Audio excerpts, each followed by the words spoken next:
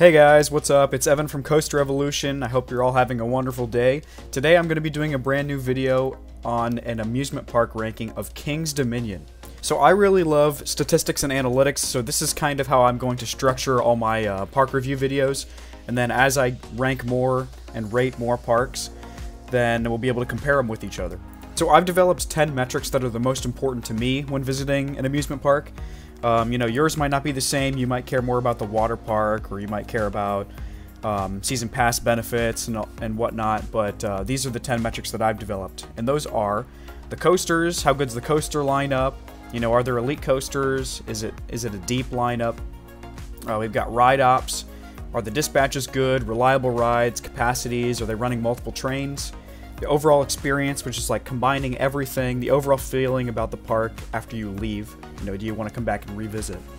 The atmosphere, is it a welcoming atmosphere in regards to the guests, in regards to the staff, the park, how it looks in general? Pricing, is it a good bang for your buck? Pretty simple. Staff, were the staff helpful, kind, or knowledgeable? Alright, park ops, this is basically everything that's not ride ops, so, you know, are there long food lines? Is it chaotic? Is it at least well run? In general. Theming, of course, theming speaks for itself. Is it decently themed? Is there theming continuity? You know, so is there not just one ride plopped in an area that doesn't make any sense with the theme? Food, are there good food options? And are they open? Do they have, you know, a variety of options? And are they good, basically?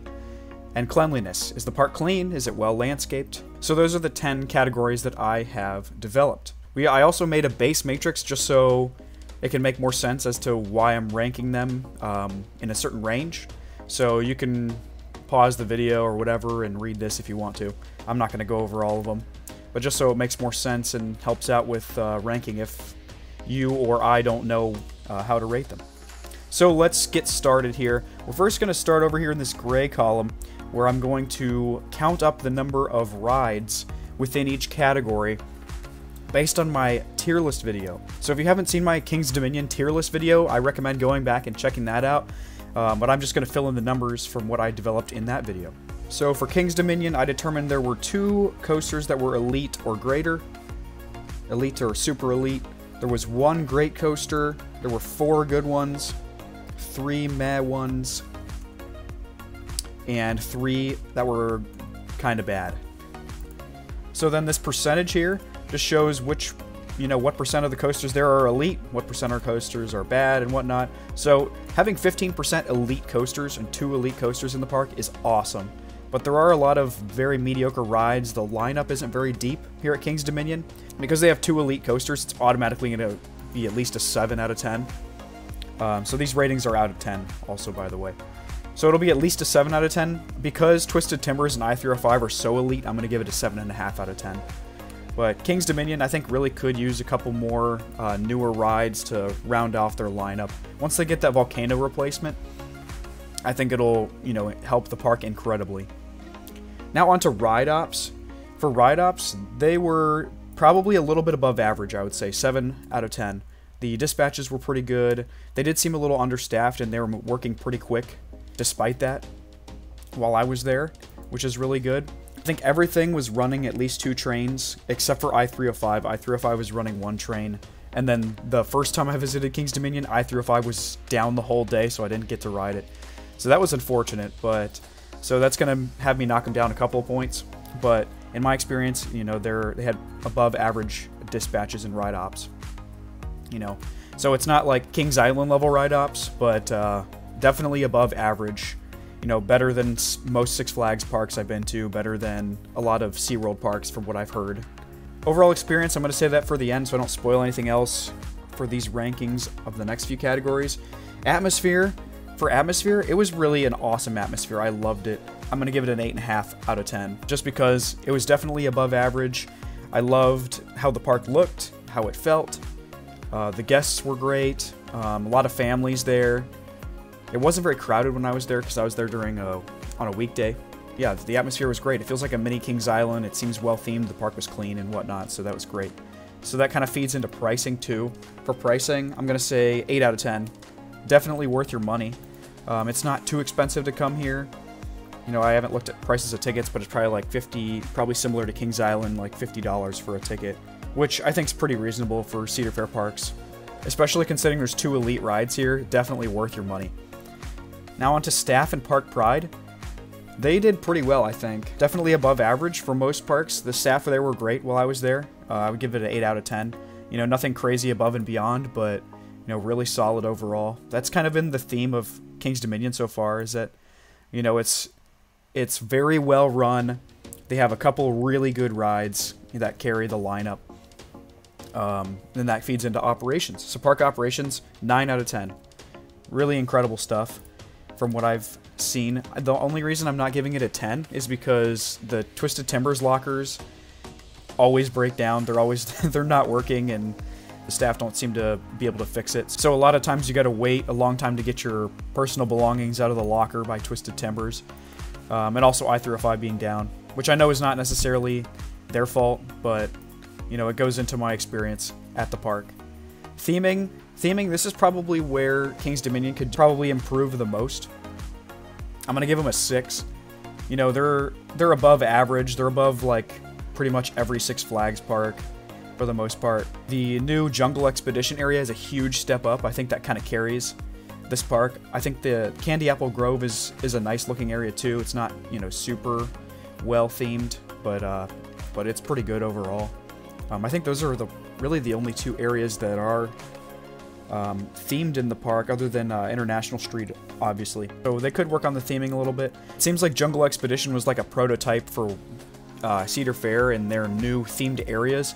So it seems to have been a huge hit. I think people love it. The area looks great, which is awesome. So that seems to be what they're going to be going with, putting the new Fiesta section of Knott's Berry Farm and also Aeronautical Landing at Carowinds. So they're definitely, Cedar Fair is going in the right direction when it comes to theming, so that's a good thing. And then food. I did not eat at the park. A lot of times I don't like eating while I'm at theme parks, so I can't speak that well to the food. So I've got the website pulled up here. We're going to look at a few of the places to eat. So we've got funnel cakes, Auntie Anne's pretzels, of course, a staple at Cedar Fair parks. Bowls, looks like burritos, boardwalk fries, yeah, border burritos, Chick-fil-A, so that's always a good thing. I love Chick-fil-A. Chicken Shack, a lot of places have Chicken Shack at Cedar Fair parks. Cinnabon too. Pizza. The Country Kitchen, that looks really good. Yeah, Dippin' Dots, of course. Dogwood's Grill, this looks really good, surprisingly. They got dietary options here too, so it looks like they've got vegan and vegetarian options. That's always a good thing, have good options, and it looks like there are healthy options too. Excavators Taters, floats, Grain and Grill. Again, there's a lot of dietary options, and it looks like healthy food, you know, grilled chicken and some vegetables. Jukebox Dinner, of course, burgers, pizza, Italian ice, sandbar, Starbucks, Subway, Jungle Market Eatery, Mac Bowl. Yeah, like the food here looks really solid. It's probably going to be about the same for a lot of the Cedar Fair parks. I'm going to give it like a, we'll give it like a 7.5 out of 10.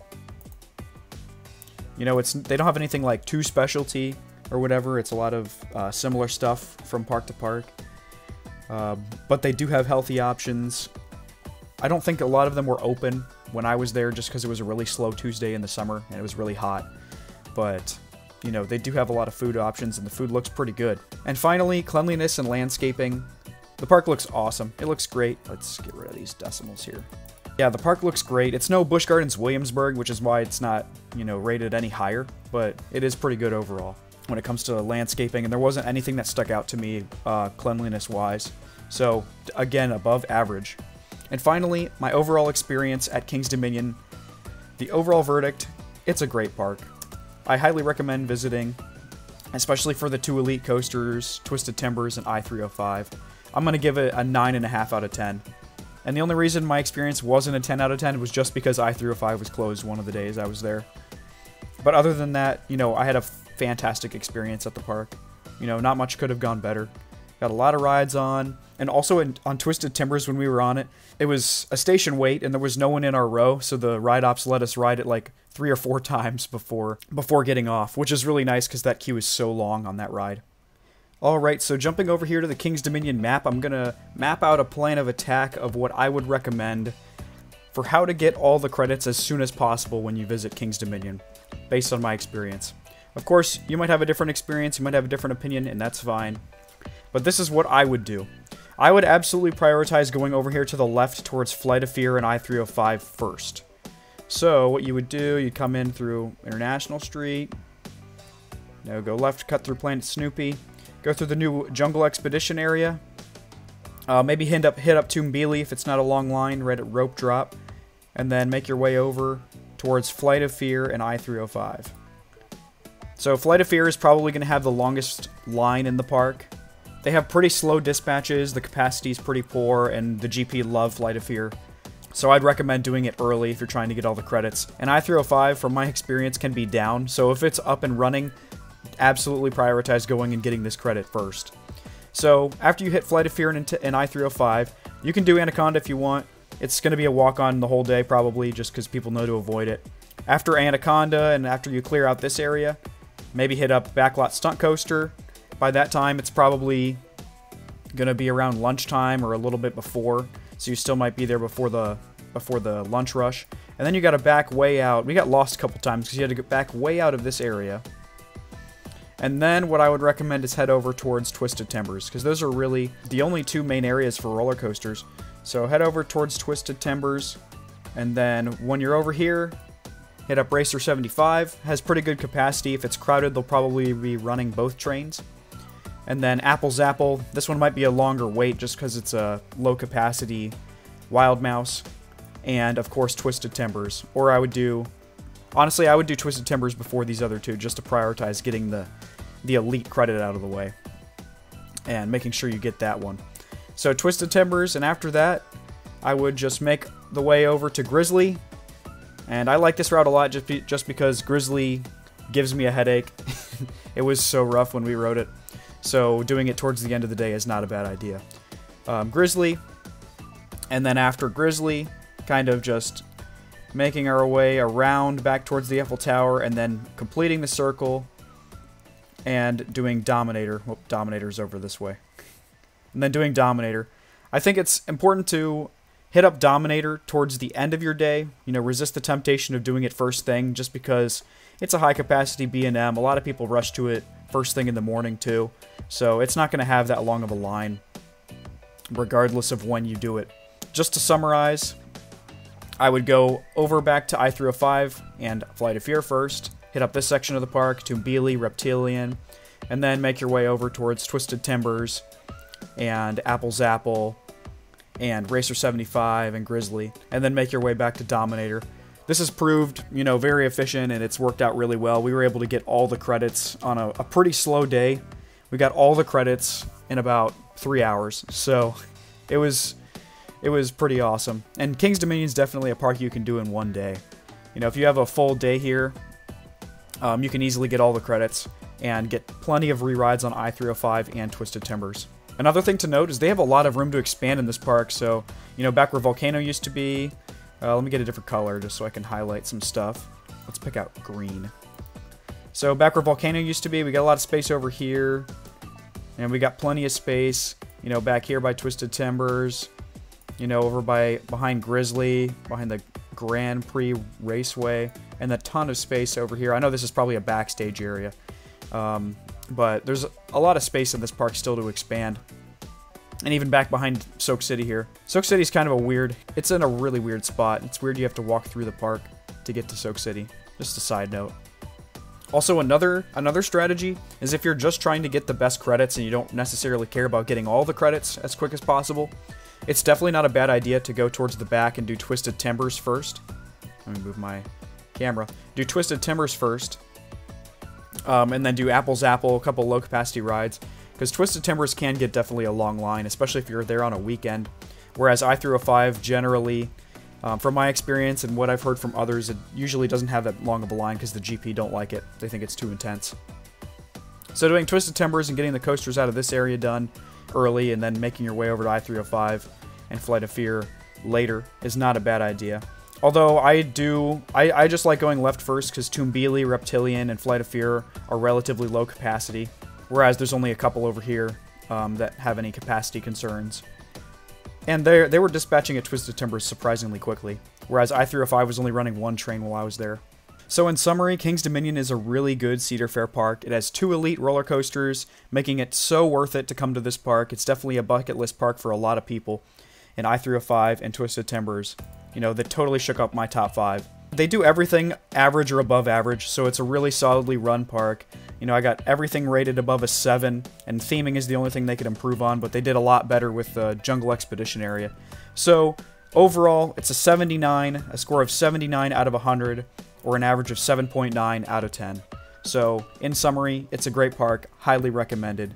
I think the only thing they could really improve on is having more events and shows, you know, stuff like that. Rounding out their coaster lineup a little bit, you know, by putting in another couple of, you know, great coasters, balance their lineup, and honestly retheming some of the areas. That the space by Candy Apple Grove, not Candy Apple Grove itself, but the area around it, you know, it's just kind of outdated. So that maybe that could use a retheme or something.